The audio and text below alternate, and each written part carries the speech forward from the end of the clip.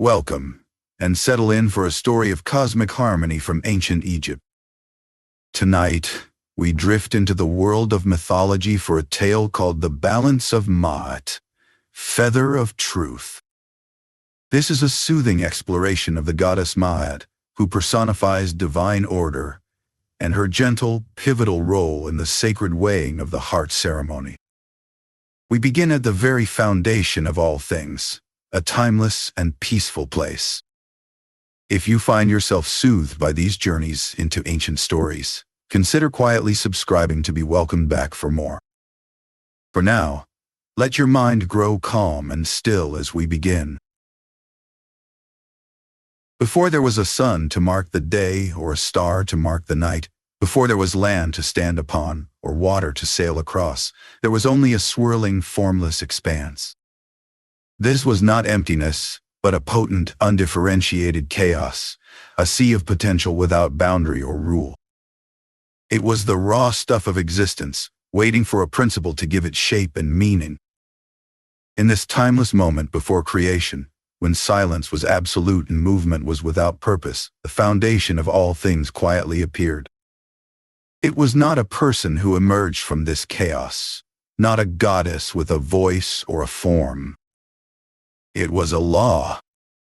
It was a silent, inherent truth that declared that things must have distinction, that movement must have pattern, that existence must have order. This principle was Ma'at.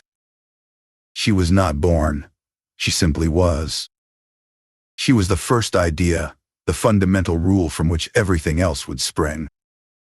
From the swirling nothingness, Ma'at emerged as the necessity for balance, the demand for measure, the blueprint for harmony, a quiet arrival more profound than any sound. This principle acted. With a gentleness that was also an absolute command, it separated the waters from the sky, drawing a clear and lasting line between the fluid and the firmament. This was the first distinction, the initial act of bringing measure to the cosmos.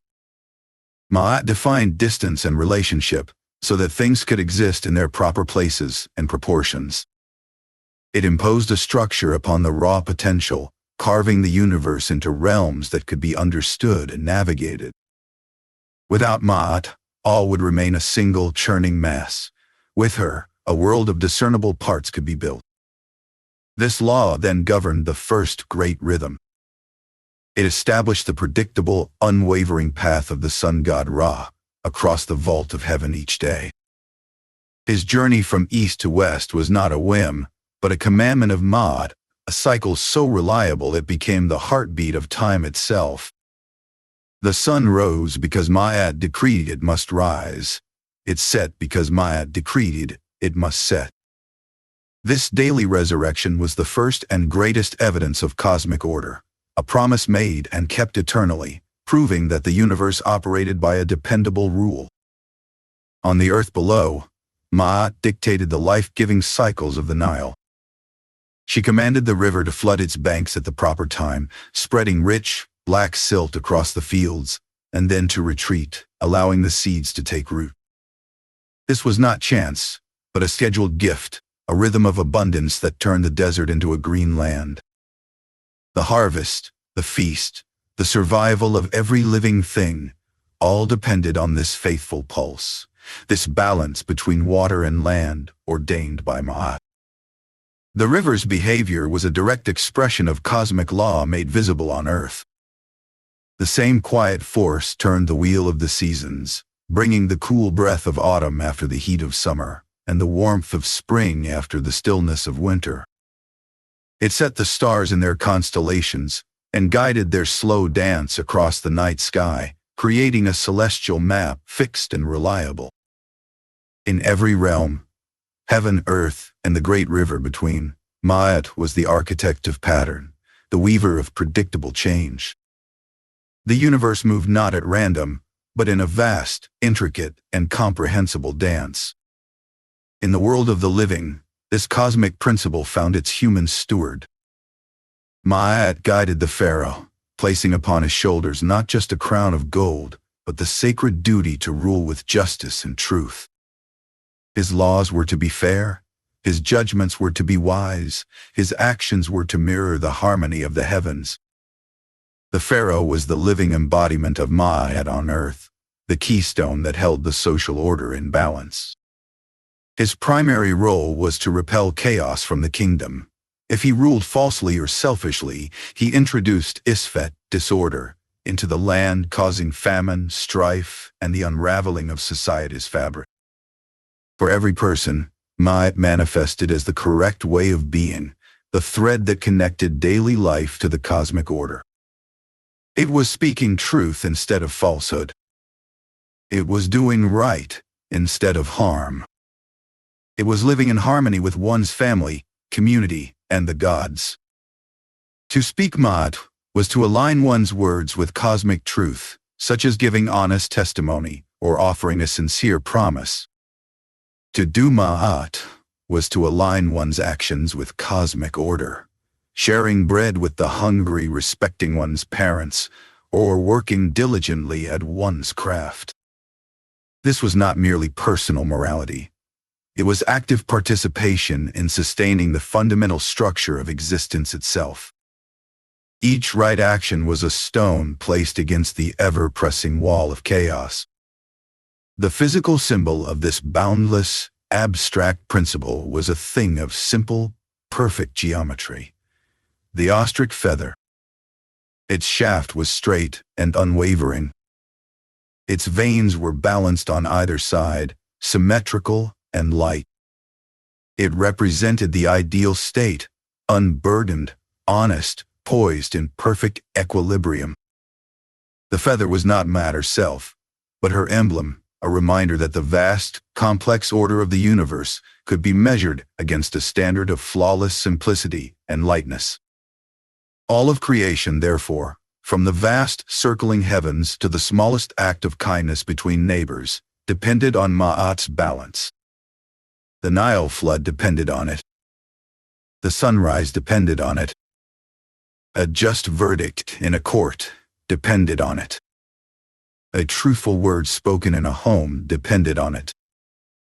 Ma'at was the single thread woven through every layer of existence, from the grandest cosmic cycle to the most intimate human choice, binding all into a single harmonious whole. Yet this perfect order was not unassailable. Chaos, known as Isfet, the force of disorder, falsehood, and violence, constantly pressed against it, seeking to unravel the woven tapestry. Isfet was the drought that threatened the Nile's cycle, the lie that corroded justice, the greed that disrupted harmony. The universe was not a static paradise, but a field of constant, quiet struggle between the pull of chaos and the sustaining force of order. This struggle was the fundamental tension of existence. Ma'at, therefore, was the stable, quiet center against which all things were measured. She was the unwavering line, the constant rhythm, the ideal of the feather. She was the reason life could be judged against death, a heart could be weighed against truth, and a soul could find its eternal place. This foundational order made the journey that follows not a plunge into terrifying mystery, but a natural, measured progression toward a truth already written in the cosmos. The soul's path was simply a return to the principle from which it came, to be assessed by the very standard that gave it form. She was the foundation upon which the cosmos rested, and upon which, one day, every heart would be tested. Having established Ma'at as the bedrock of existence, we now follow its thread to the inevitable transition every soul must face. And so, from the ordered world sustained by Ma'at, we now follow the path each soul must walk when its time beneath the sun is done. When the final breath is drawn, and the eyes close upon the world of the living, the journey does not end.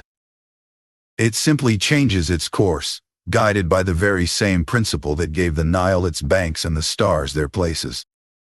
A shimmering essence, known to the ancients as the Ba, the soul bird, rises from the stilled mortal form. It is not a ghost of fear, but a spark of consciousness released. For a moment, it might hover, observing the weeping loved ones or the quiet bedchamber for the last time, seeing the living world through a veil of parting. Then, drawn by a force as sure as the sun's descent, it turns toward the west, where Ra completes his daily journey. It enters the twilight corridors that lead to the Duat, the underworld realm, leaving behind the warmth of the day for the cool, reflective shadows of eternity. As it descends, the soul carries with it the single most precious and burdensome thing, its own heart. This is not the muscle of flesh, but the spiritual vessel of its entire existence. Within its luminous, stylized form resides the sum total of a lifetime, every kindness extended and withheld, every truth spoken and every lie concealed, every act of generosity and every moment of farce. Greed. It is a dense core of memory and consequence, glowing with the light of good deeds and shadowed by the weight of misdeeds, a self-contained record written not on papyrus, but on the spirit itself. The path is long and winding, a descent through ever-deepening gloom. The soul drifts past looming, unfamiliar rock formations and across silent black rivers that reflect no light. There is no map, only the pull of the inevitable. And then, a presence manifests within the shadows. It is Anubis, the jackal-headed guide, his tall form seeming to coalesce from the darkness itself. He does not speak, for words are unnecessary here. His dark eyes, wise and watchful, simply regard the soul. His presence is neither a threat nor a comfort. It is a fact, as steady and reliable as the turning of the sky. He is the guardian of the threshold, the one who knows the way. Anubis turns and begins to walk, and the soul follows. He leads not by command, but by the unwavering standard of Ma'at's path. To follow him is to walk the only road that exists for the departed, a road defined by truth and order. They pass through great, archaic gates inscribed with symbols of power and guardianship. Each portal swings open at their approach, not by magic, but by the soul's own right to seek judgment. Each hall they enter is grander and more silent than the last, their footsteps, if they made any sound, swallowed by the immense cool air. Along the way, the soul encounters other entities, guardians of the Duat's various precincts. They are not tormentors, but mirrors. A passage may be blocked by a figure shrouded in flame, its silent gaze demanding the soul remember if it ever used its own fire to cause pain. A bridge over an abyss may be guarded by a being with the head of a swallow, compelling the soul to recall every word it swallowed before speaking a necessary truth. These guardians are the 42 principles in another form, each a silent question posed to the soul's own memory.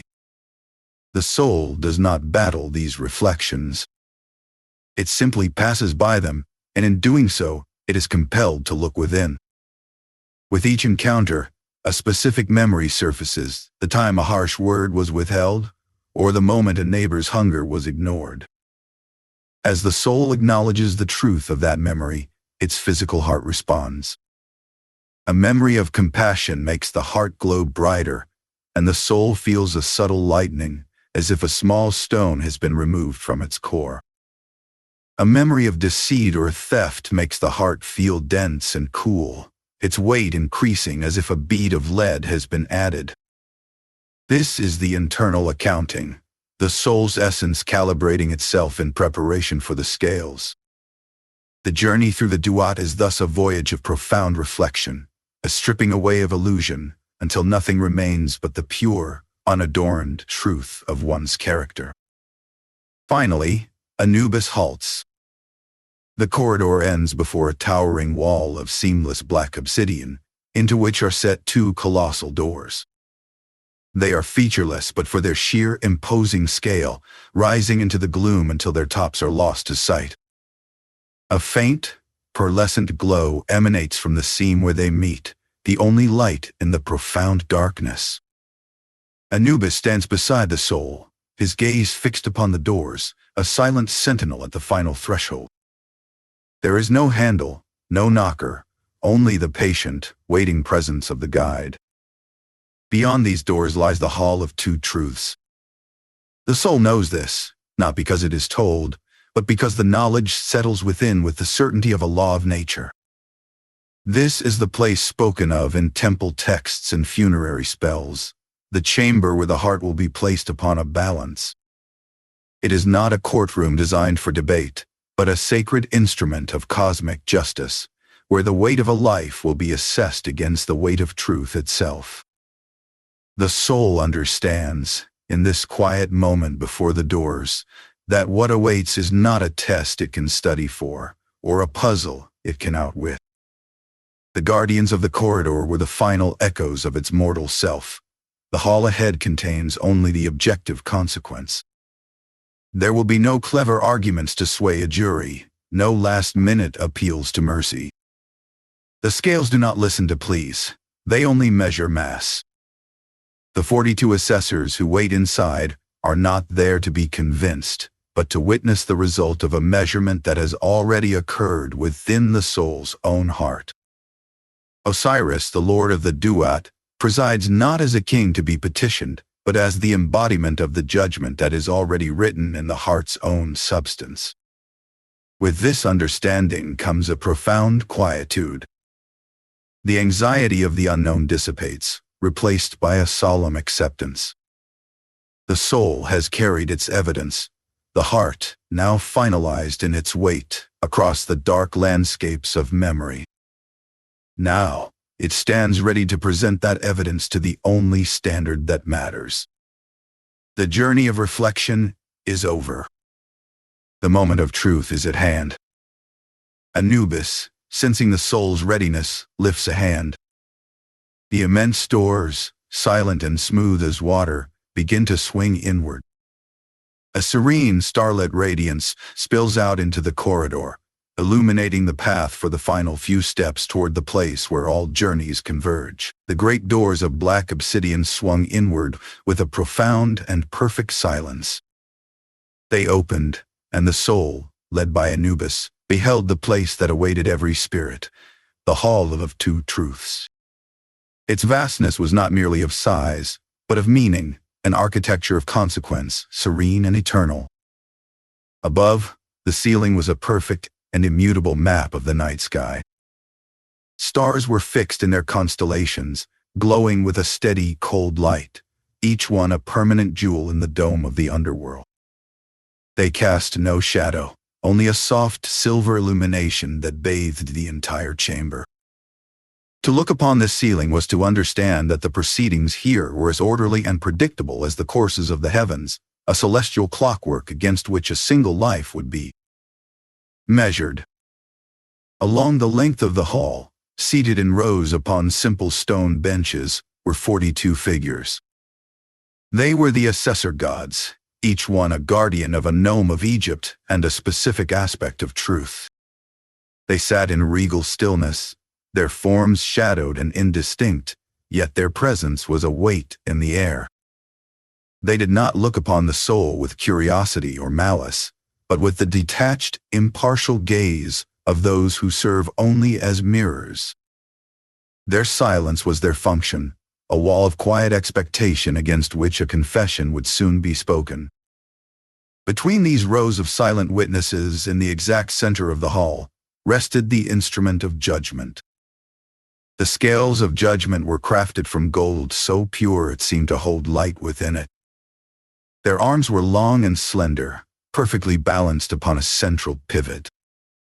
Two shallow dishes hung from fine chains, empty and waiting. This was not a tool of punishment, but a tool of revelation, as precise and fundamental as the rule used to measure the foundation of a temple. At the far end of the hall, upon a throne of polished basalt, sat Osiris. The lord of the duat was draped in white linen, his green skin a testament to renewed life, his face composed in an expression of timeless patience. He held the crook and flail, symbols of rightful authority, but his hands were relaxed upon his knees.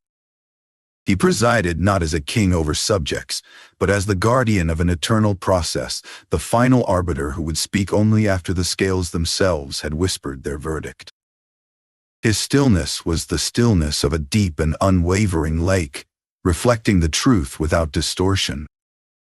Beside Osiris stood Thoth, the god of wisdom and writing.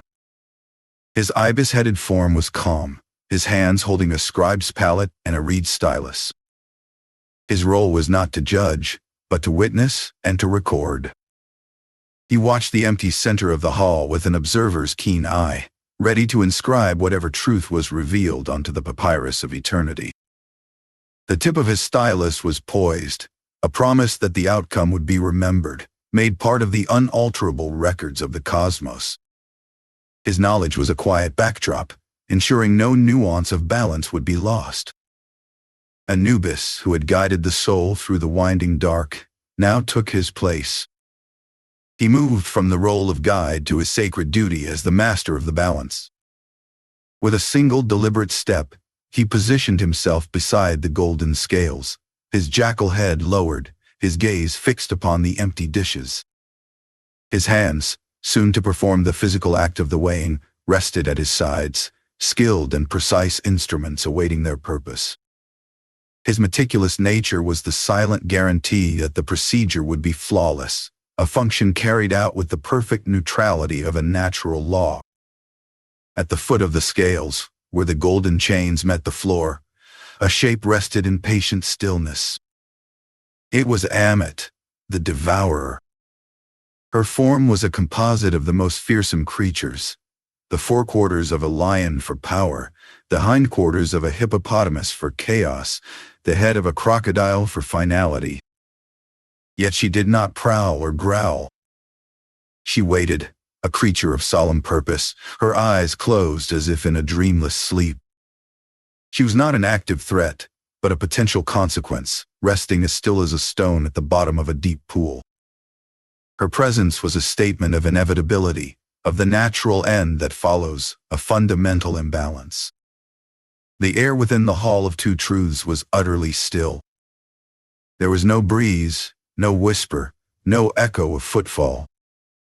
It was charged with a profound silence, a silence so complete it felt like a substance. This quiet was not an emptiness, but a fullness, the fullness of absolute attention, of a universe pausing in its revolutions to observe a single, crucial measurement. It was the silence of deep space, of a held breath, of truth before it is spoken. The hall felt not like a courtroom of accusation, but like the quiet, still center of a turning universe. All paths led here. All lives were measured here. It was the axis upon which the balance of might was tested for every soul. The grandeur was not meant to intimidate, but to dignify the process, to elevate the simple act of weighing to the highest cosmic significance, to show that this moment mattered to the fabric of all things. Every surface within the hall gleamed with a soft, internal light. The floor of polished sandstone, the pillars carved with hieroglyphs of eternity, the scales themselves, all seemed to emit a gentle radiance from within. This light did not dazzle. It clarified. It ensured that nothing could be hidden in shadow, that every detail of the ceremony, every tremor of the scale's arm, would be seen with perfect and unforgiving clarity. This was not a place for pleas, for excuses, or for eloquent arguments. It was a place for the simple, unadorned truth. The heart carried its own record, and the scales would read it. The gods were not there to be persuaded, but to oversee the execution of a cosmic principle. In this space, the next steps were not a trial to be feared, but a revelation to be witnessed. The ceremony could now begin. Anubis, the silent guide, placed a hand upon the soul's shimmering shoulder. With that gentle pressure, the soul was ushered forward, down the central aisle of the Hall of Two Truths. Their footsteps made no sound on the polished dark stone that mirrored the eternal stars above.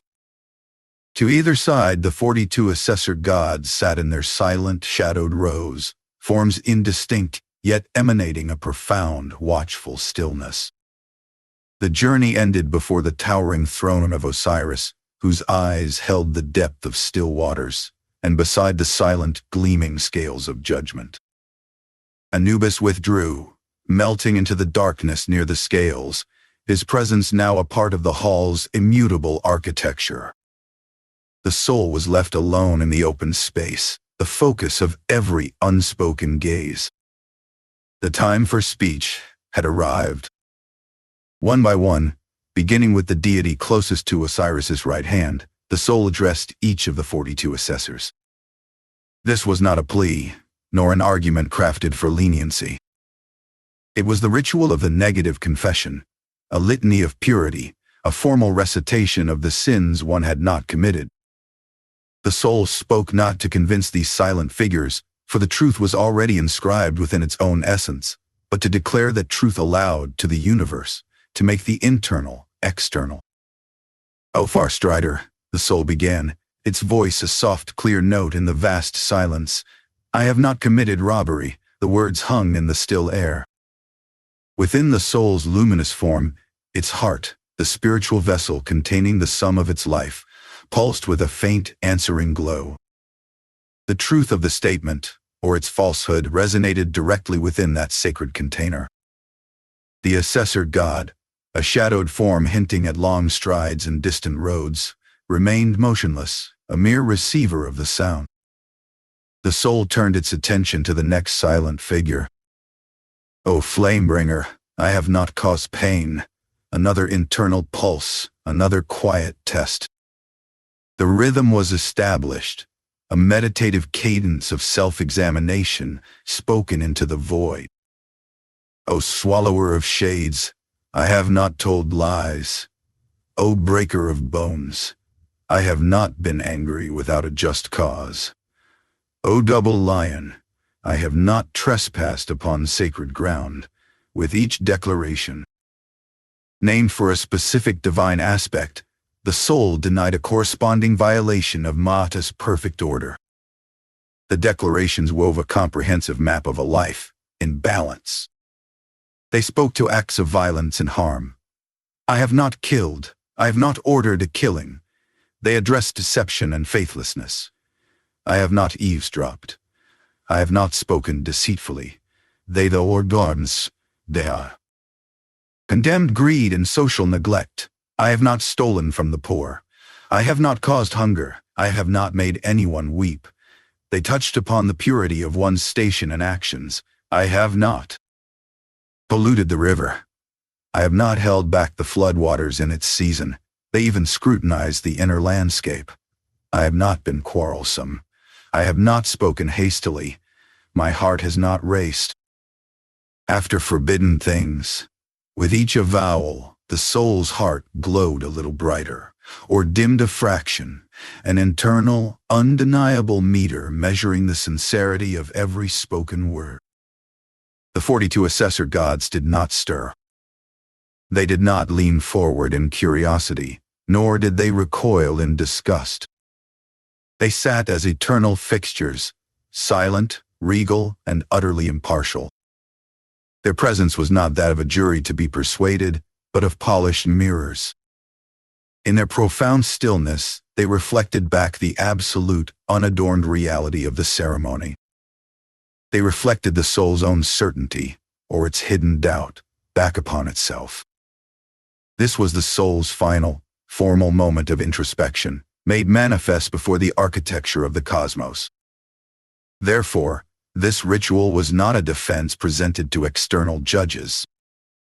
It was a confession made to the soul's own conscience, spoken aloud in the one hall where evasion was impossible. The words were merely the sound of the truth being acknowledged. The immutable testimony was not held in the memory or the throat, but in the heart that rested within the soul's form. The declarations were but the echo of that inner record, their vibrations fading into the silent stone. The soul continued through the rows, its voice the only sound, a steady stream of negations that built a tapestry of an examined life. I have not stolen the bread rations of the gods.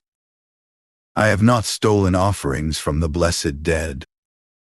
I have not diminished the grain measure. The list was exhaustive, a spiritual accounting that left no deed, word, or thought unscrutinized. It was the ultimate personal audit, conducted not with ledger and ink, but with the weight of memory and the light of the heart. Time seemed to stretch and condense around this solemn recitation, each "I have not" a bead on a cosmic string. Finally, the soul turned to face the last of the 42 shadowed forms. It drew a breath of the hall's still air and spoke its final declaration. The specific words, perhaps, "I have not worked witchcraft against the king," or "I have not silenced the truthful voice," dissolved into the waiting silence. Then the soul fell quiet. It had completed its spoken part. It had laid its entire case, not through argument or excuse, but through this stark ritual litany of "I have not," before the unwavering principle of Ma'at itself. There was nothing more to say. A deeper, more profound quiet descended, one that held a tangible weight. The air in the Hall of Two Truths seemed to wait, charged with a patient and inevitable anticipation. The ceremonial words were done. The internal truth had been echoed into the eternal record. Now, the process would irrevocably shift. It would move from the realm of speech, which could be shaped, even by a soul, in its final moment, to the realm of undeniable physical evidence. All attention, both seen and unseen, gently pivoted from the soul and the rows of silent assessors. Every gaze, every ounce of cosmic focus settled upon the center of the hall. There, the golden scales of judgment stood, their two pans empty and perfectly level, waiting for the substance of the matter to be placed upon them. With the declaration complete, the ceremony now turned, quietly and absolutely, to the question of weight. With the final echo of the soul's declarations absorbed into the hall's stillness, a new silence took hold. It was the silence of an instrument being prepared.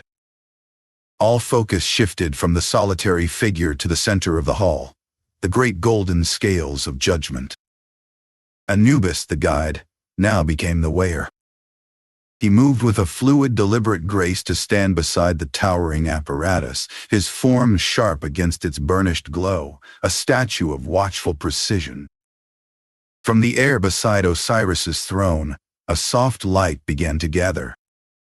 It was a gentle condensation, the principle of order in the room drawing itself into a singular, tangible point.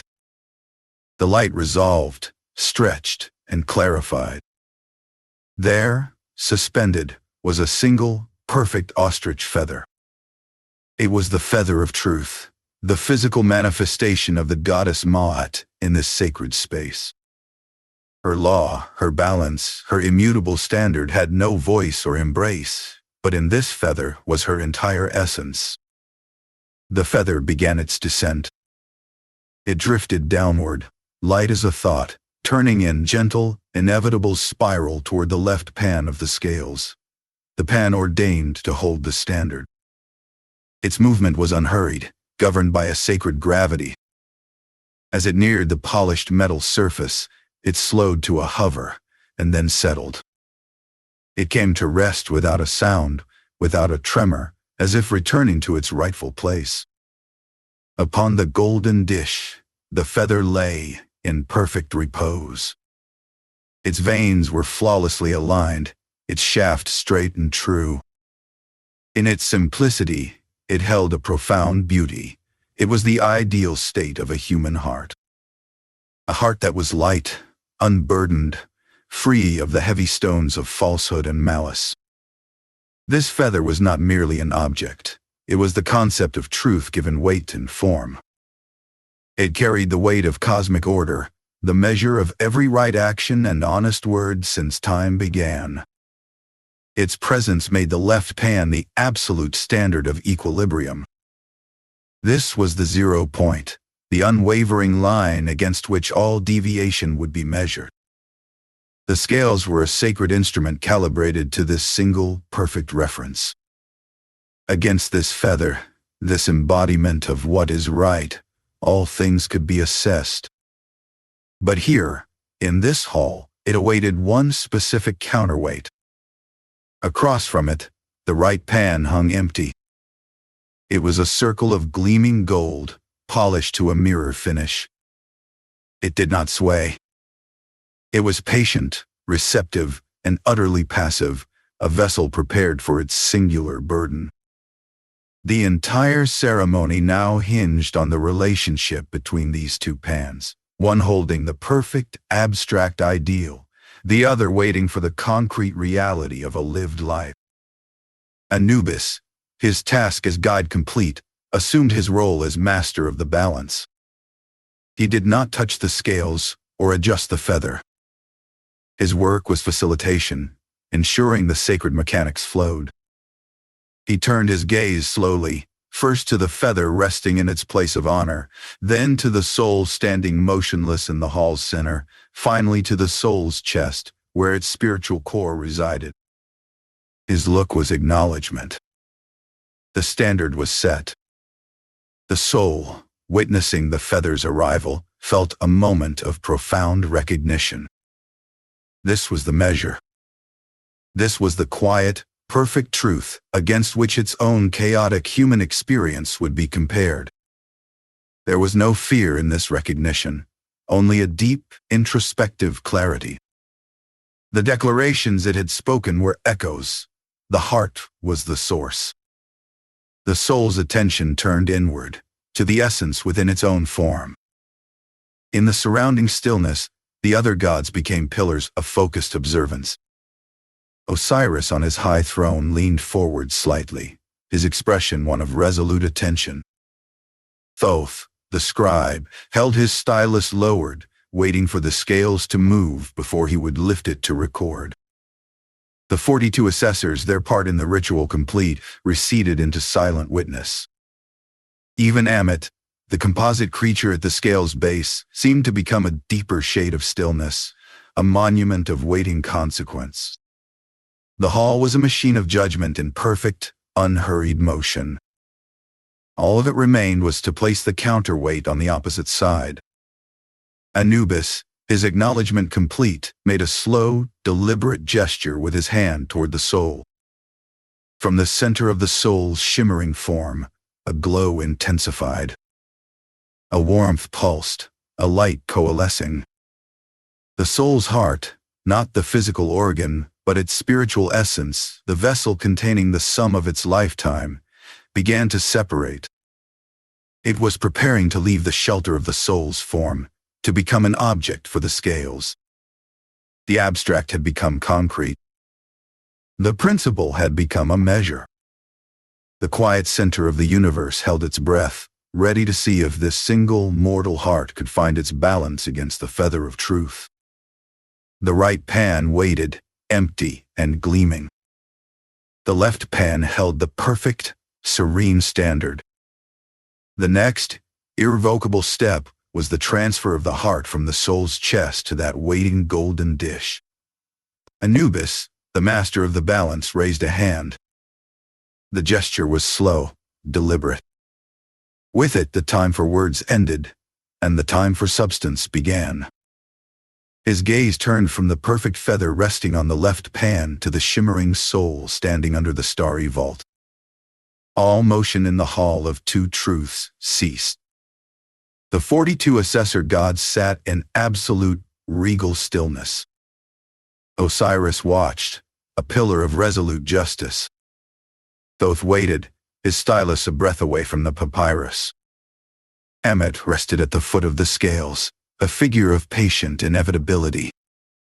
The soul, having laid its declarations before the silent assembly, now stood within a quiet so profound it felt like the center of the turning world. From the core of the soul's translucent form, a light began to gather.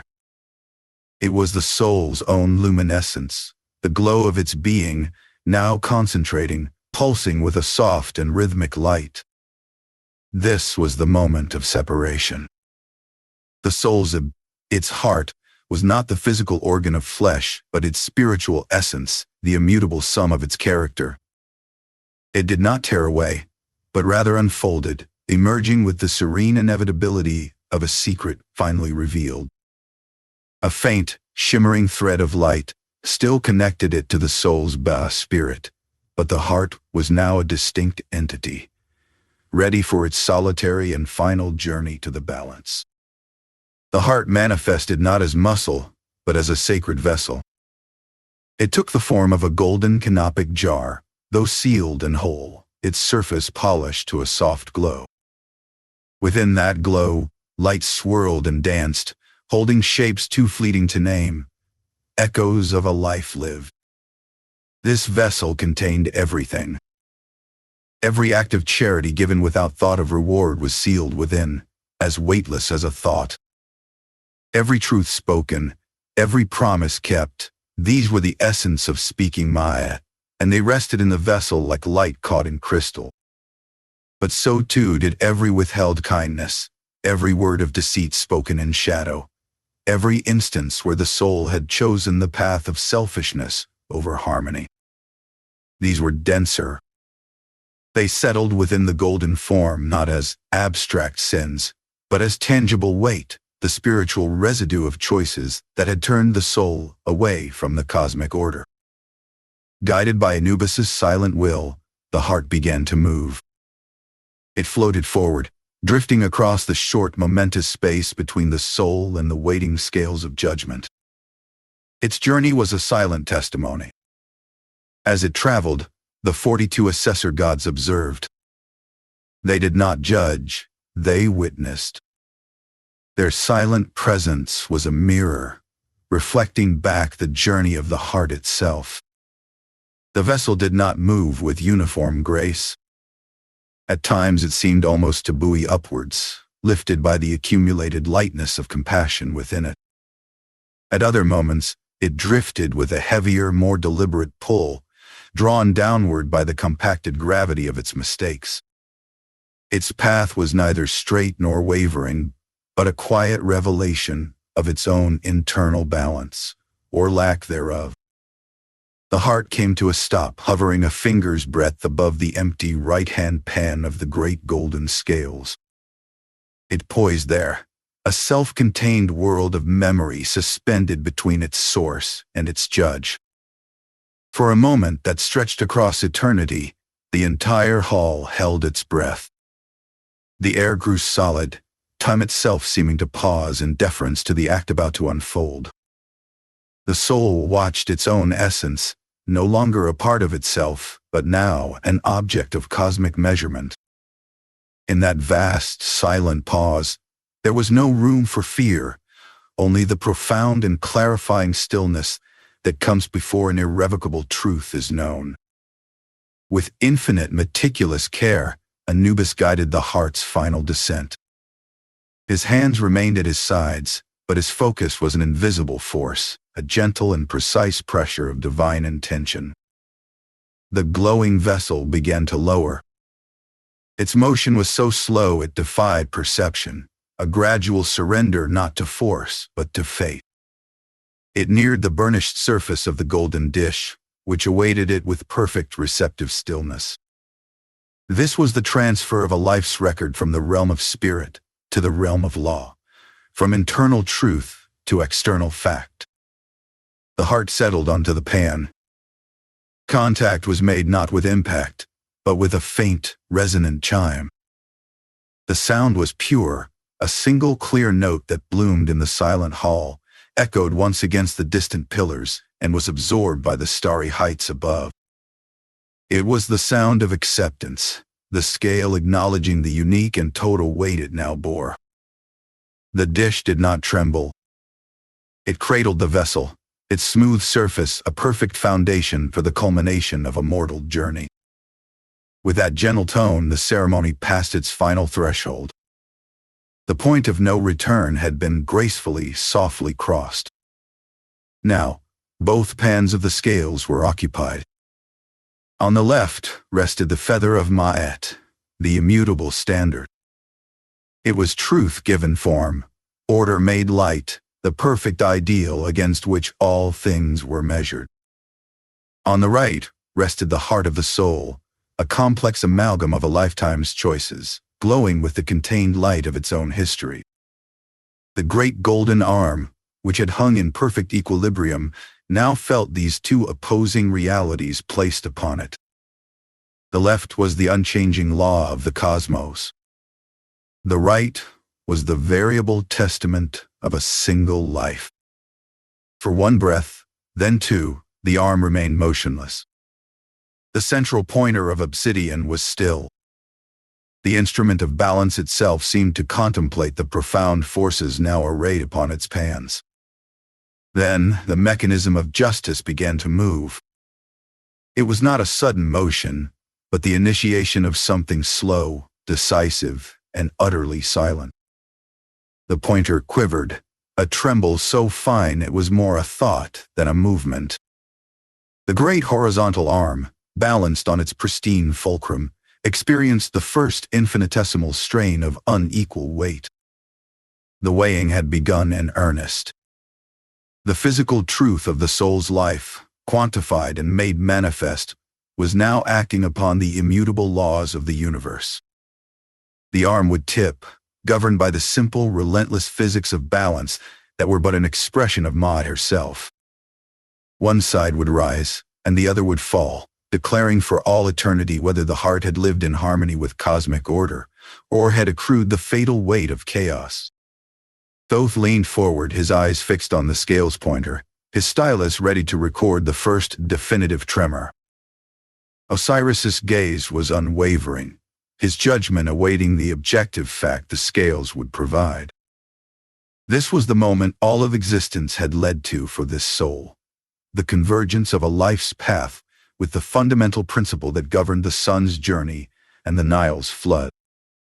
The quiet in the hall deepened, becoming the silence of observation as the scales, now bearing their full and opposing burdens, began their slow, decisive movement. The faint chime that marked the heart's placement upon the scale faded into the profound silence of the hall, leaving in its wake a stillness that felt deeper, more profound for having been broken.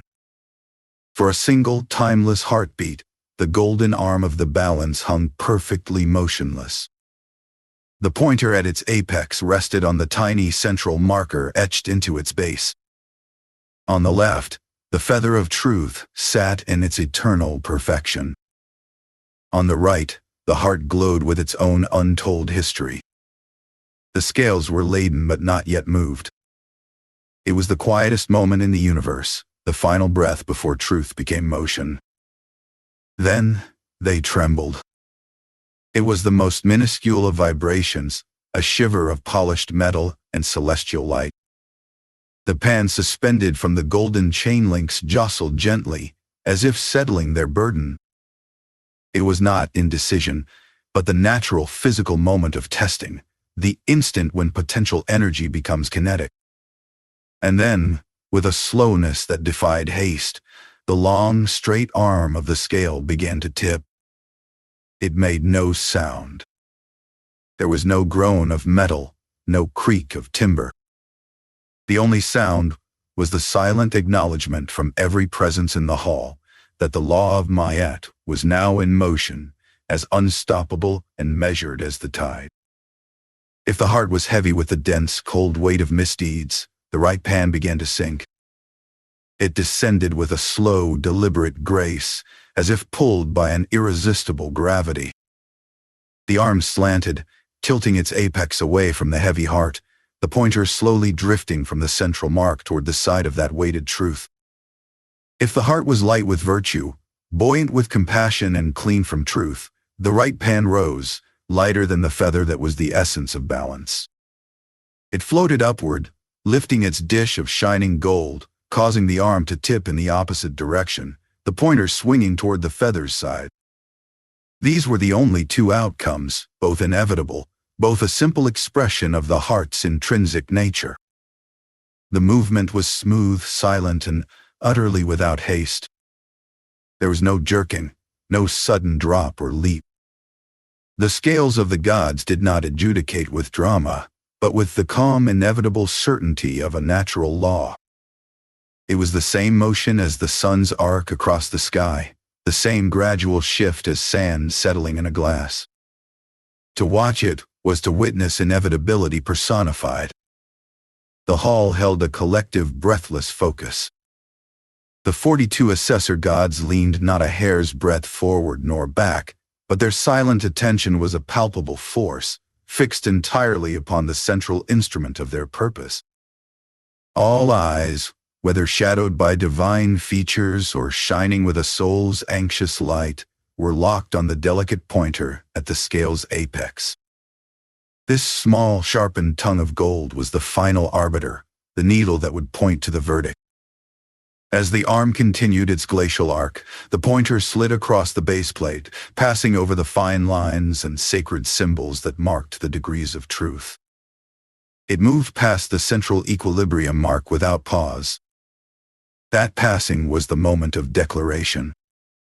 The state of balance was gone, replaced by a definitive, measurable tilt. The truth was no longer a secret held within the soul's heart.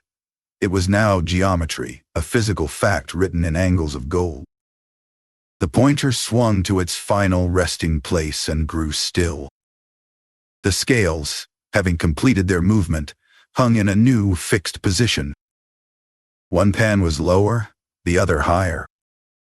The imbalance was clear, visible, and undeniable to all. The physical truth of the soul's life now occupied space in the hall, as real as the pillars or the throne. This was the essence of the judgment, not a pronouncement from a judge, but a demonstration by the universe itself. It was a fact as plain as the weight of a stone in one's hand. There was no gasp of surprise, no murmur of approval or condemnation, no outcry from the soul itself. In the face of such a serene and mechanical revelation, emotional outbursts had no place. The hall merely absorbed the result with the same silence it had bestowed upon the process. It was the acceptance of a natural result, like watching a leaf fall to the ground in autumn. The scales had spoken the only language they knew, the language of mass and equilibrium, translated through the principle of Ma'at into a verdict of spiritual state. Anubis, standing beside the instrument, watched the stilled pointer with an expression as unreadable as stone. His jackal ears were pricked, his dark eyes reflecting the golden light of the scales. He was the servant of the balance, the facilitator of its operation, and in this moment, his role was one of pure observation. He did not judge the tilt, he merely witnessed its conclusion, his posture that of a guardian who has seen his eternal task through to another completion. His gaze then shifted from the pointer to the heart in its dish, acknowledging the physical proof of the life now weighed. A short distance away, Thoth, the ibis-headed scribe, raised his reed stylus. He had been waiting in perfect stillness, his palette of ink resting in his other hand. His large, dark eyes were fixed not on the soul, nor on the gods, but on the final, unmoving position of the scale's arm and pointer. He was ready. The stylus hovered just above the pristine surface of the papyrus scroll unfurled before him. His task was not to interpret, but to transcribe. He would record the position, the angle, the undeniable fact of the imbalance, or the perfect, miraculous leveling, that now existed in the hall. High upon his throne at the end of the hall, Osiris observed. His green-skinned visage was calm, his white linen wrappings undisturbed. His judgment, his authority as Lord of the Duat, did not precede this moment but was founded upon it.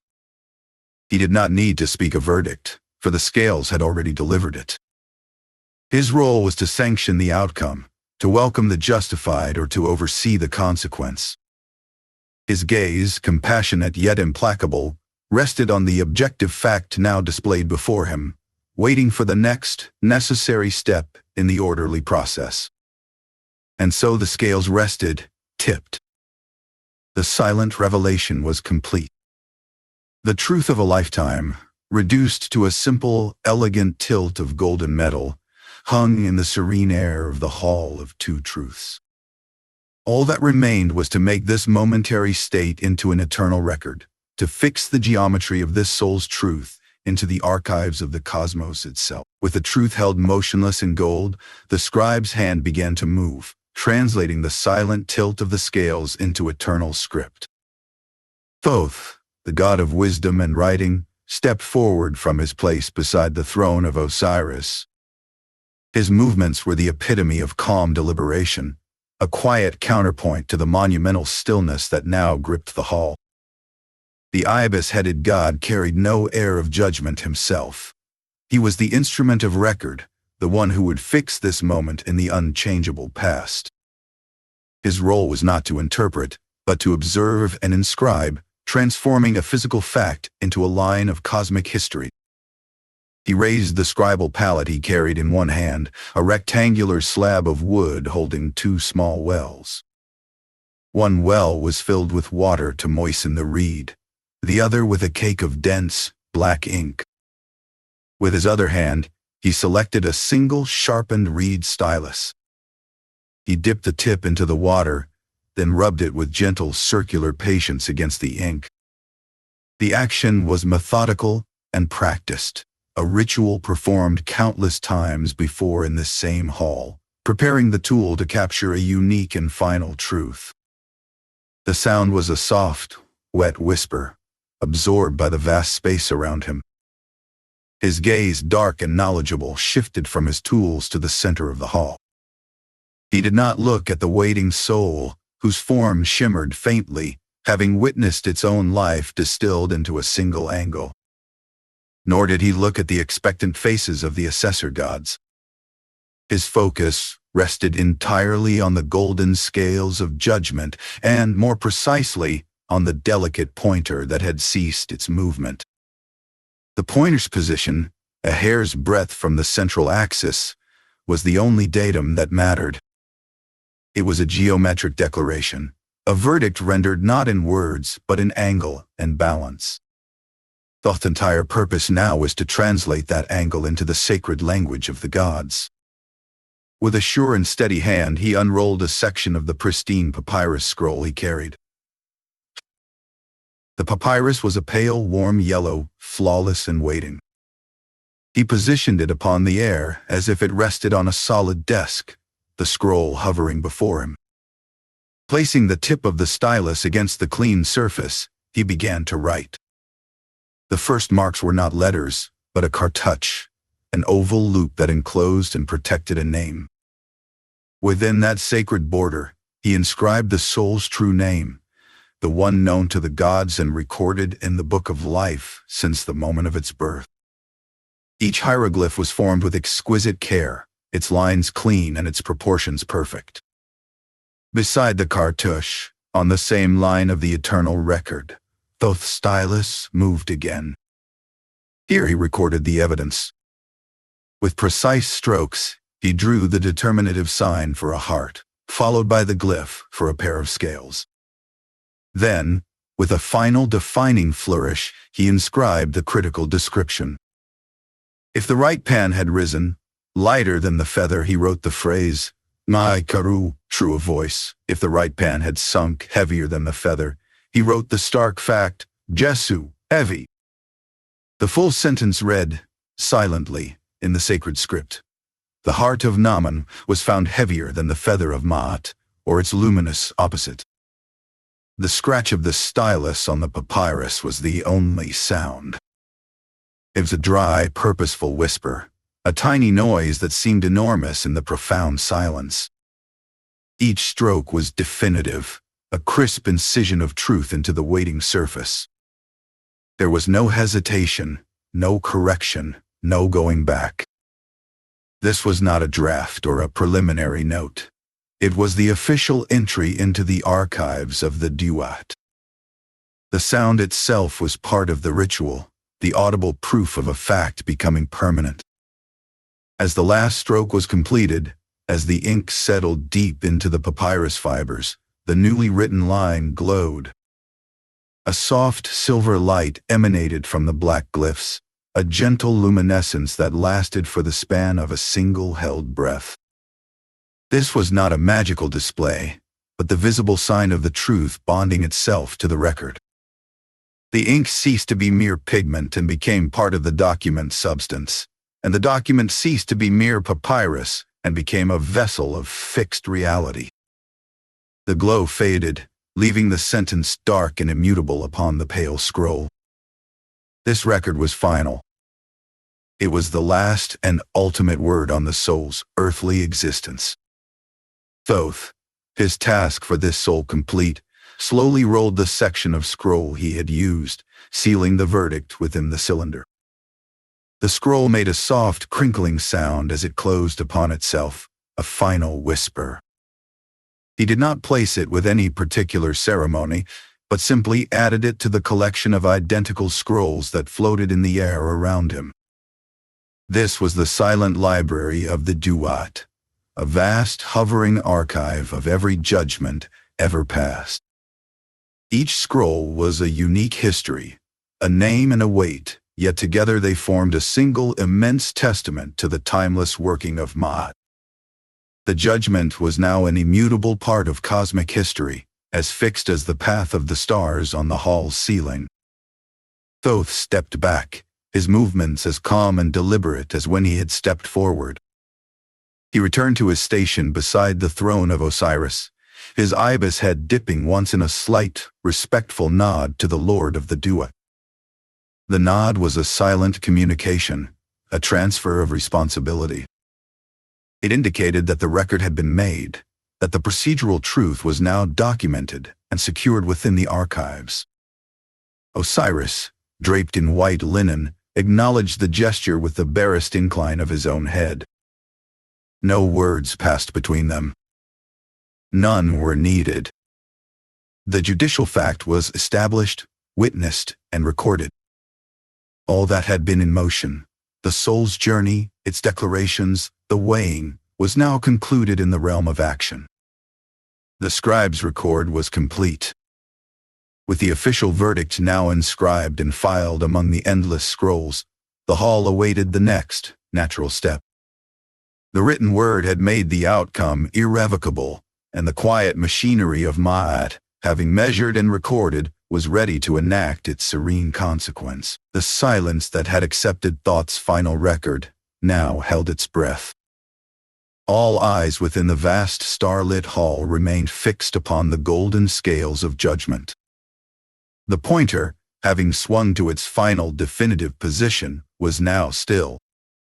On the left pan the feather of Ma'at rested, its perfect straight veins untouched.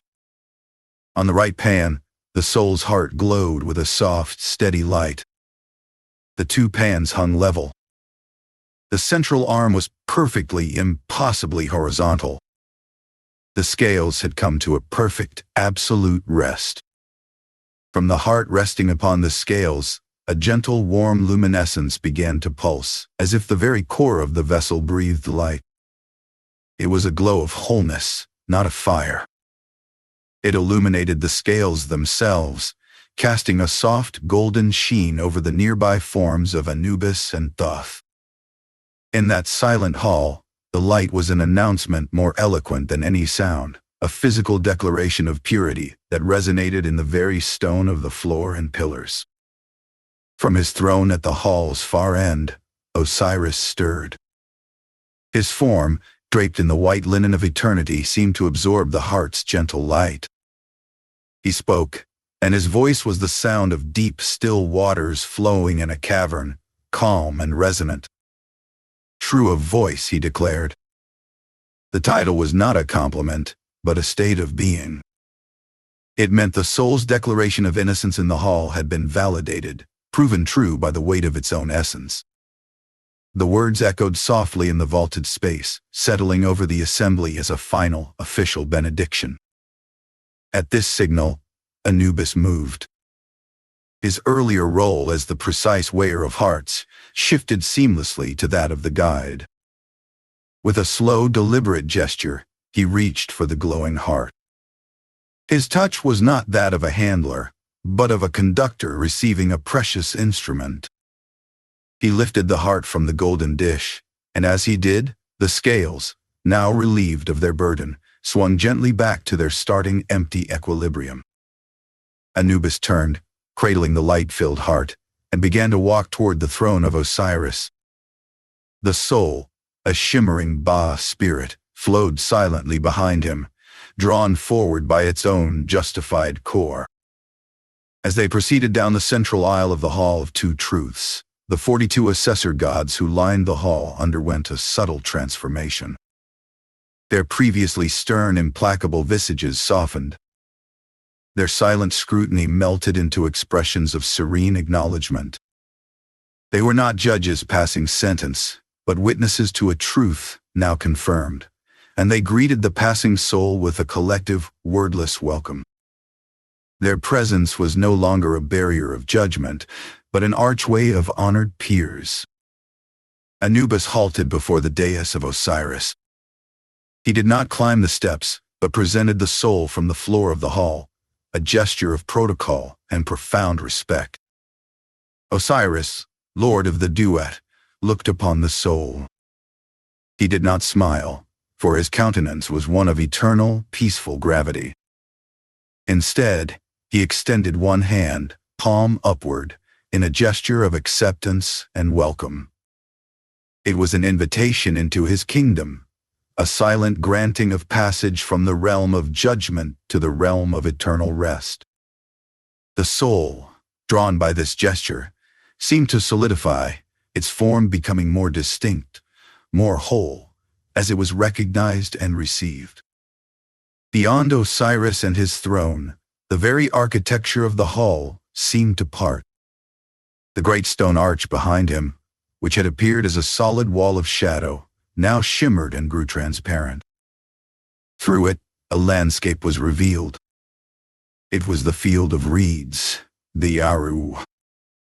This was not a fantastical heaven of clouds, but a perfected, eternal reflection of Egypt itself. Under a sky of perpetual, gentle dawn, endless fields of ripe grain swayed in a soft breeze. Calm, navigable channels of blue water cut through lush banks of papyrus and lotus. The air was clear and sweet, carrying the scent of earth and growing things. As the soul absorbed this sight, its transformation completed. The last of its ephemeral, spirit-like quality solidified. It took on the form it had known in life, but perfected, whole, healthy, and radiant. It was ready now for an existence not of idleness, but of harmonious activity. It stepped forward, past the throne of Osiris, and across the threshold into that sun-drenched field. Its first act was one of simple connection. The soul bent and let its hand pass through the tops of the eternal grain. The stalks yielded without breaking, and a deep, resonant warmth flowed upward into its being, a sensation of belonging and grounded truth. In the distance, a figure tending a nearby plot straightened and turned. It was an ancestor, justified long ago, who offered a silent nod of recognition before returning to their work, a work that was never toil, but the serene enactment of growth and nurture. The soul understood. This was its reward, not a paradise of idle pleasure, but of perfect, balanced existence. Here, the soul would live in Ma'at. It would work the land that forever yielded, sail the waters that were always calm, and dwell in harmony with the other true of voice spirits. Every action here was in alignment with cosmic order.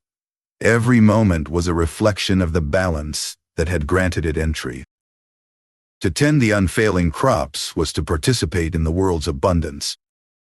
To add its own silent story to the collective memory of the justified was to weave another thread into the tapestry of cosmic truth. It was a life of serene purpose, a direct continuation of a virtuous earthly life, now freed from decay, strife, and want. The ceremony in the Hall of Two Truths for this soul was now concluded. There was no fanfare, no celebration. The sense of completion was profound and internal, a deep, serene settling, like a perfect note finding its place in a silent song. Anubis, his duty as guide fulfilled, returned to his post beside the now empty scales, his gaze turning inward, already sensing the next faint approach along the dark corridors. Thoth, having witnessed the outcome align with his record, allowed the faintest sense of affirmation to touch his eyes before he rolled his scroll, its case joining the endless archive. The feather of truth, its purpose served, dissolved like mist into the air beside Osiris's throne. The hall itself seemed to exhale, its solemn atmosphere softening from the tension of measurement to the peace of resolution. The light settled back to its default, starlit serenity. The great doors at the far end remained open, waiting. The cycle was poised to renew itself. For this soul the journey was over, and its eternal work had begun. But the scales do not always balance. The hall is also prepared for the other, rarer outcome. The serenity of the hall remained unbroken, even as the scales performed their duty. But sometimes, as with this soul now, the golden arm did not settle into perfect level rest. When the heart proved heavier than the feather, the right pan sank with a slow, definitive motion. It descended not with a crash, but with the same silent, irrevocable certainty of a stone sinking into deep, still waters. The pointer swung past the central mark and came to a final halt, its position a plain declaration for all to see. The scales had spoken. The truth was, now, a physical fact, undeniable and absolute. Upon the lower dish rested the condemned heart. It no longer glowed with an inner light, but appeared dark and dense, its form compacted by the weight of a lifetime's falsehoods and misdeeds. It was not a heart of stone, but of leaden spirit. Every act of cruelty, every spoken lie, every neglected duty had added to its mass. It sat heavily in the golden pan, a stark contrast to the untouched, luminous feather on the other side. The imbalance was complete, a visual testament to a life lived out of harmony with the fundamental order of the universe. At the foot of the scales, where she had waited in eternal patience, Ammit, the devourer, stirred. She did not lunge or roar. Her movement was a slow, deliberate unfolding, like a shadow gaining dimension. The creature, a composite of the most fearsome predators of the Nile, the forequarters of a lion, the hindquarters of a hippopotamus, the head and jaws of a crocodile, rose to her feet. Her purpose was not rage, but consequence. She was the embodiment of the ultimate price, the end of the path that turned away from Maya. Her dark eyes, reflecting no malice, but only a profound inevitability, fixed upon the heavy heart. Anubis, the master of the balance, performed his next duty without hesitation or ceremony. His movements were as precise and dispassionate as when he had placed the heart upon the scale. He reached for the dark, dense essence and lifted it from the golden dish. It left no residue, only an empty space where imbalance had been. He then turned and, with the solemnity of a priest presenting an offering, held the heart out toward the waiting Ammit. The act was ritualistic, a transfer of responsibility from the weigher to the fulfiller of the verdict. This was not a gift, but the logical conclusion of a process that began the moment the soul first chose chaos over order in the world above. Ammit accepted the heart. Her crocodilian jaws opened, not in a snap of violence but in a slow, deliberate motion. She consumed the heavy heart in a single, quiet act. There was no sound of tearing or crunching, only a final soft absorption, as if darkness were swallowing darkness.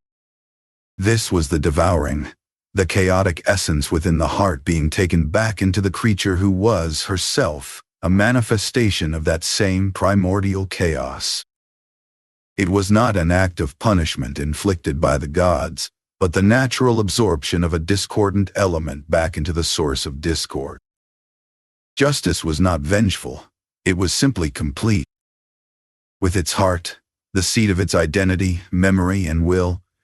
Now gone, the soul's form began to waver. The shimmering Ba spirit, which had stood with such anticipation in the hall, lost its cohesion. It did not cry out or contort in agony. There was no theater of torment. Instead, it simply frayed at the edges, its light dimming and diffusing like mist under a morning sun. The individual self, the unique I that had journeyed through the duat, began to dissolve. Its connection to any possible future, to memory, or to continued existence was severed at the root. The soul did not pass into the field of reeds, for it had not earned that harmonious rest. Nor was it cast into a pit of fire or a dungeon of torment, for such concepts were foreign to this serene logic. Its fate was a profound cessation. The energy of its being, now stripped of the chaotic weight that had defined it, scattered like fine dust on a cosmic wind. It returned to the formless potential of the universe, its components ready to be woven into the tapestry of creation once more, but its story, as a distinct soul, was forever ended. This was the ultimate consequence of living in sustained opposition to Ma'at, not eternal punishment, but non-existence. The chaos within it was not punished. It was simply removed from the ordered whole, its narrative concluded without a sequel. Thoth, the scribe, observed this final dissolution. He then took up his reed stylus once more, not to write, but to finalize what he had already inscribed. With a few precise strokes, he added the final seal to the record on his papyrus scroll. The judgment was now immutable, a permanent entry in the eternal archives of the duat. He rolled the scroll with calm efficiency and placed it among countless others in a nearby vault, a silent testament added to the mountain of concluded truths. His duty, like Anubis', was now complete. Osiris on his throne watched the entire process, his expression one of resolute compassion, for justice itself is a form of compassion for the cosmic whole. The balance of the scales had been disrupted by the heart's weight, and now, with that weight removed and absorbed, the equilibrium of the hall itself was restored.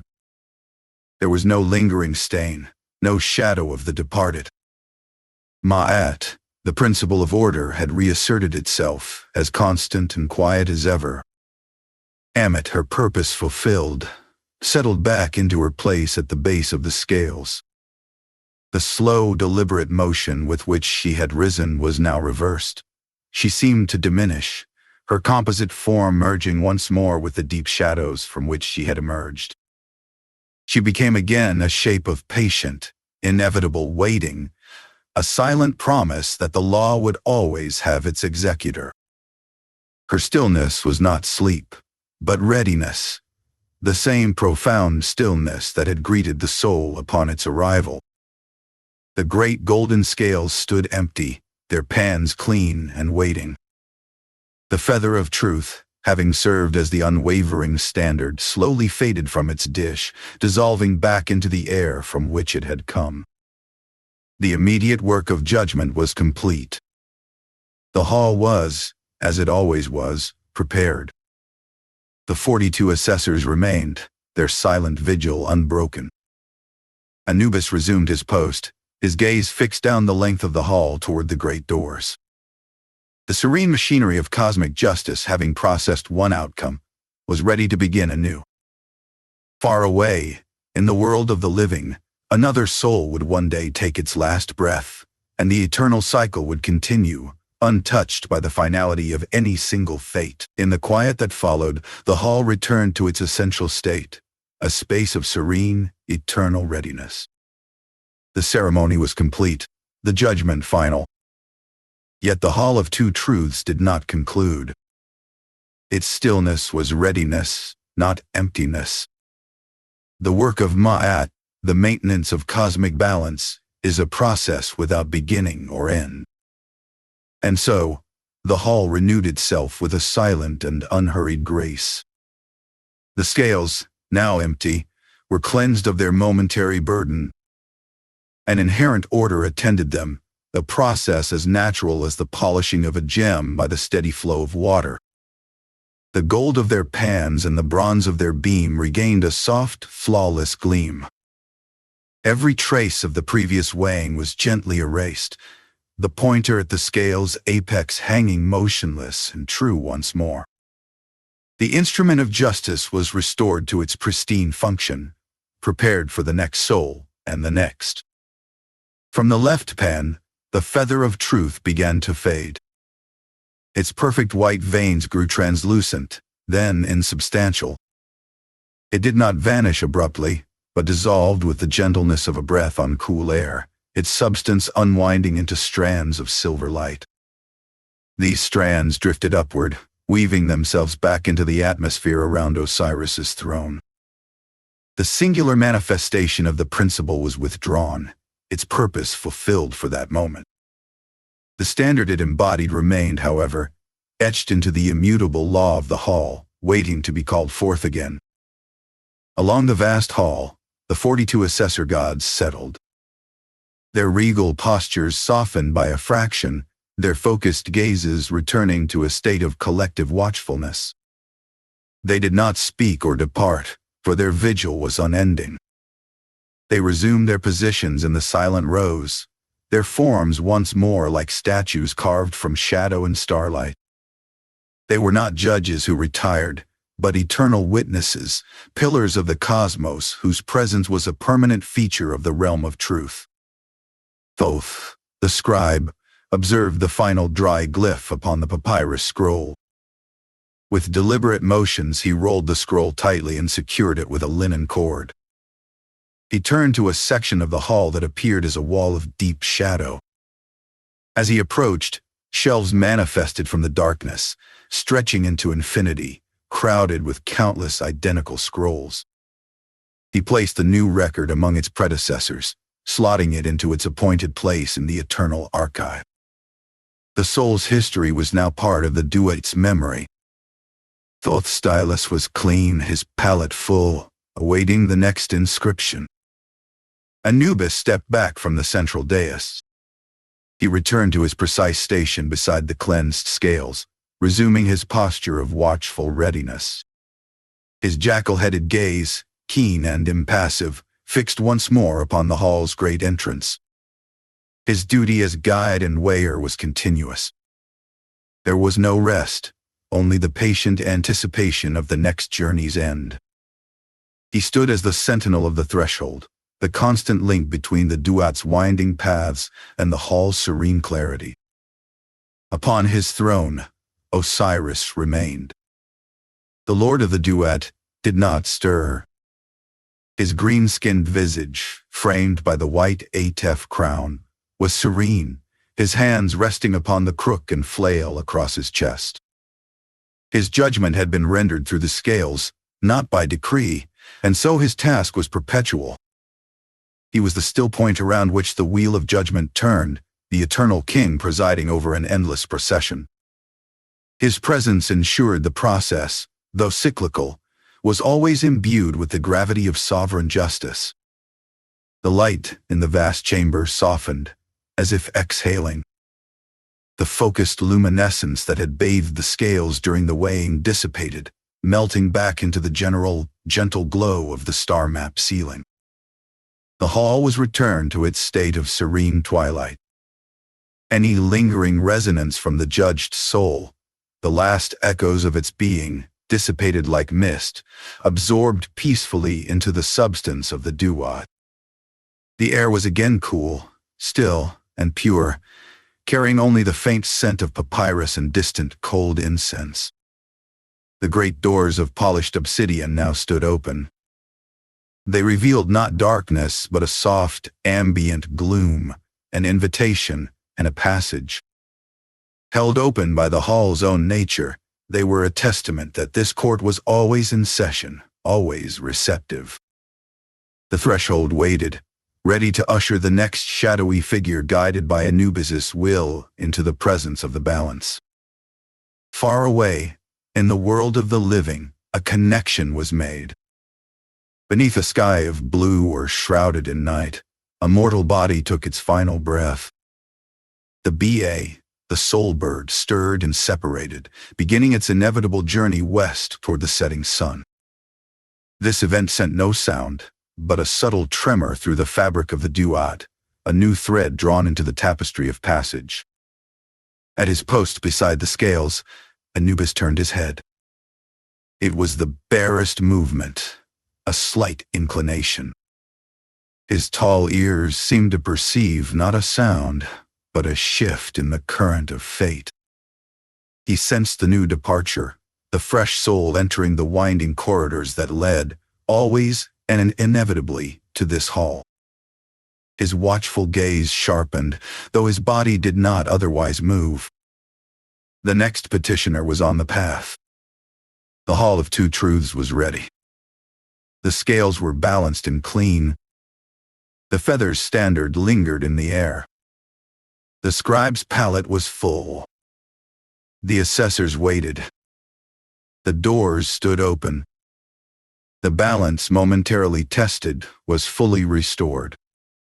The process, having concluded for one, began anew for another, an endless, serene rhythm as fundamental and constant as the heartbeat of the universe itself, the very pulse of Ma. The solemn weighing you have witnessed, with its moment of balance or final tipping, is not an isolated event. It is a single, clear note held within an eternal and resonant harmony. That harmony, the principle behind the feather, the scales, and the unwavering law of the hall, is the goddess Maat herself. She is not merely present for this ceremony. She is the reason the ceremony can exist at all, the fundamental truth against which all things are measured, from the largest star to the smallest human. Deed. The judgment of one soul is a single note, but it is a note that contributes to the everlasting chord of cosmic order.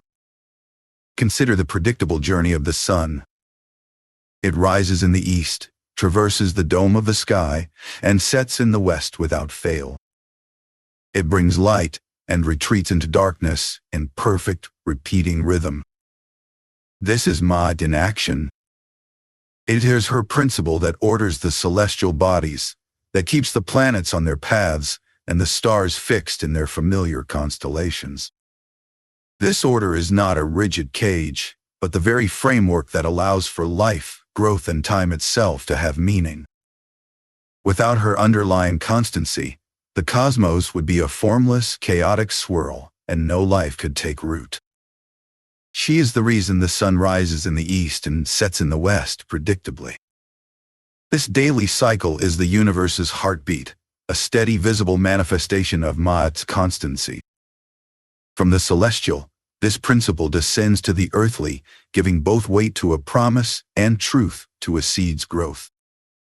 A barley seed, planted in the black earth of the Nile's gift, will grow into a barley stalk, not a fig tree. This predictable, true growth is an expression of Maat. When a person gives their word, the value of that word, its very weight, is drawn from the same source. To speak Maat is to speak a truth that aligns with this deep cosmic order, a statement that rings with the same harmony as the sunrise. A falsehood, by contrast, is a crack in the fabric of reality, a departure from this essential order, making the heart that holds it heavier, denser, and more chaotic. She is the force that makes a seed grow true to its kind, and a promise have weight. In the world of the living, to speak Maat is to speak the truth that aligns with this order. This is why the pharaoh's crown is a burden far heavier than its gold. Its true weight is the sacred duty to uphold Maat on earth.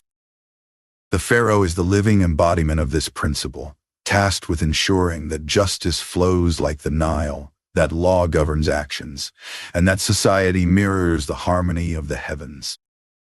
Every decree from the throne, every judgment in the court, is an attempt to translate the perfect silent order of the cosmos into the noisy, imperfect world of humanity. The pharaoh's crown is heavy not with gold, but with the duty to uphold Maat on earth. The crown symbolizes not dominion over people, but responsibility for the balance of the entire kingdom, a human attempt to mirror the divine balance. This balance, however, is not maintained by gods and kings alone.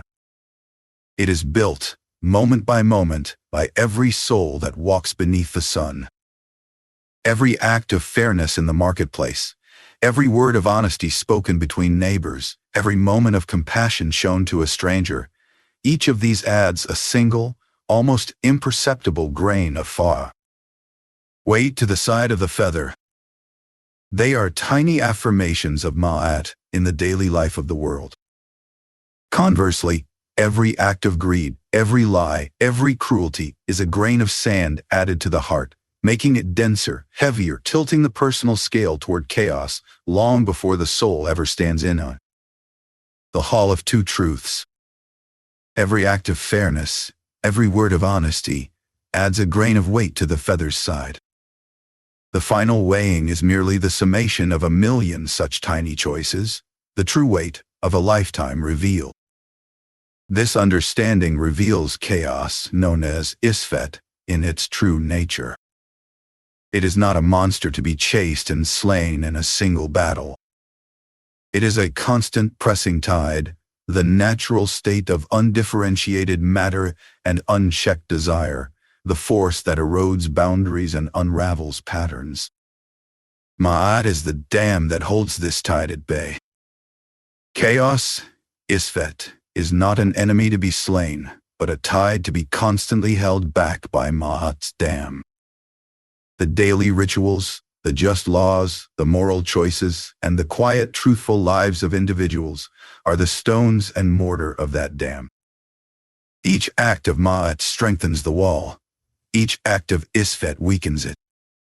The ceremony in the duat is the ultimate inspection of the dam's integrity for each soul. A life lived in Ma'at has reinforced the barrier. A life of Isfet has eroded it. The soul's dissolution is not a punishment, but the natural consequence of that erosion, the chaotic tide finally finding the breach and reclaiming its own. Thus, the weighing of the heart is the profound and ultimate expression of a struggle that defines every mortal life from its first breath to its last. The weighing of the heart is the ultimate expression of this daily, lifelong struggle. It is the quiet, daily contest between order and chaos, truth and falsehood, harmony and dissonance, played out in the silent arena of the human heart. To live in Ma'at is to consciously align one's own small, fleeting existence with the quiet, immense, and powerful rhythm of the universe. It is to walk a path that has been true since the first distinction was made in the primordial waters, a path that leads inevitably toward the balanced scales. To live in Ma'at is to align one's own heart with the quiet, powerful rhythm of the universe. Therefore, this story does not end. It can only arrive at a deeper understanding, a wider view. It reaches a point of comprehension, but not a true conclusion. The quiet, balanced state you have perceived in the Hall of Two Truths is not a pause between events. It is the continuous state of a universe functioning as it should. The doors remain open, the scales gleam, the gods wait in their appointed places, not because a story demands it, but because the principle they serve is eternal and active. The story ends not with an end, but with a continuous, balanced state. The cycle of judgment you witnessed in Chapter 11 is the very heartbeat of this cosmic order, a perpetual, gentle rhythm that sustains all of existence. A rhythm that continues, unseen, as we speak. Ma'at endures.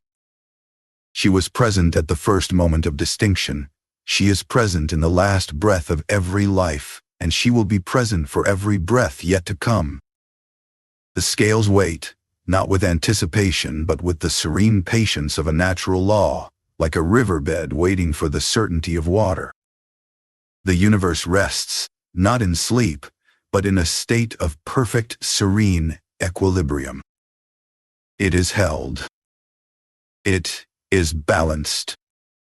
It is, and so it shall be, forever sustained by the feather's flawless, silent weight, the same weight that guides the sun, grows the seed, and measures every human heart in the timeless, silent hall. Ma'at endures. The scales wait. The universe rests, held in perfect, serene equilibrium.